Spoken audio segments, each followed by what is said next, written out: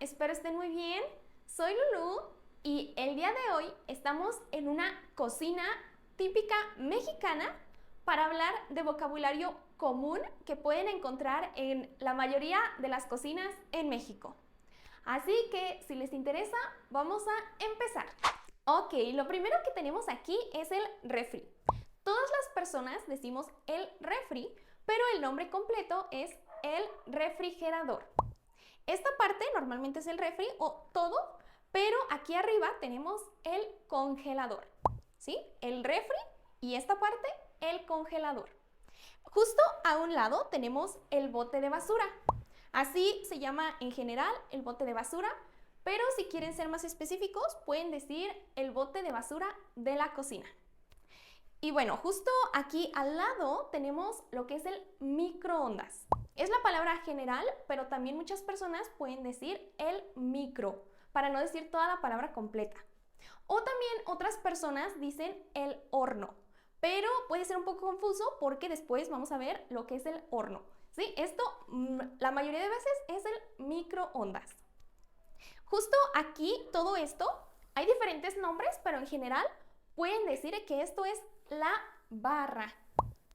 Esto es la barra. ¿Ok? Y justo abajo tenemos cajones. 1, 2, 3, 4 cajones. ¿Sí? Y esta es una puerta. ¿Ok? Una puerta. Ok.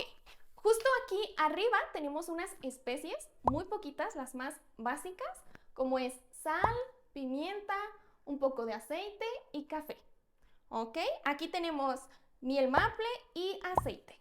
Continuando, aquí en esta parte tenemos la estufa. Esto completo es la estufa. Cada una de estas son parrillas. Así que esta estufa tiene 4 parrillas. ¿Sí? Aquí tengo un sartén y una olla. Sartén, olla. ¿Ok? Y justo aquí abajo es lo que les decía que puede ser confuso con el otro porque este es un horno. Este es un horno de gas, es una estufa de gas, también hay estufas eléctricas, pero pues este es la mayoría de veces llamado un horno. El otro, este es un microondas, ¿sí?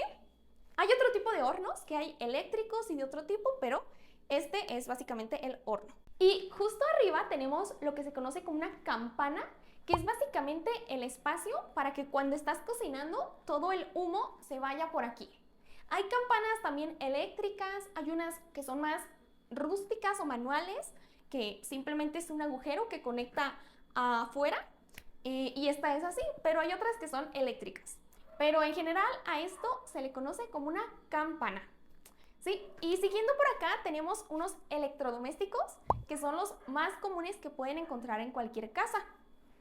Aquí tenemos una cafetera, ¿sí? Para hacer café. Después una licuadora para hacer salsas mexicanas y una hervidora de agua, para hervir agua para cuando estás cocinando. Y también, aquí no lo tengo, pero un electrodoméstico que es muy común es una tostadora de pan.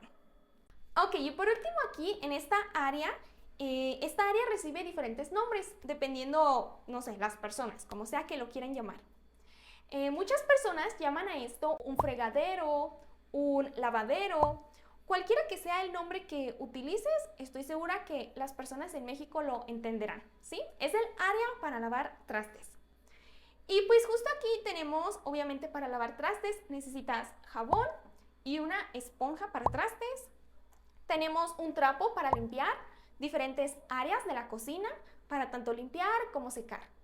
Y aquí está lo que es el secador de trastes, que después de lavarlos, normalmente los ponemos a secar al aire libre aquí, ¿sí? Esta es la forma más natural o más común en México de lavar trastes. Aquí en México todavía no es muy común tener lavavajillas o lavaplatos, esas máquinas como electrónicas que lavan los trastes por ti, no es tan común. La manera más común sigue siendo lavar los trastes manualmente. Y justo aquí tenemos unos de los trastes más comunes. Aquí tenemos, por ejemplo, un cuchillo, un tenedor y una cuchara.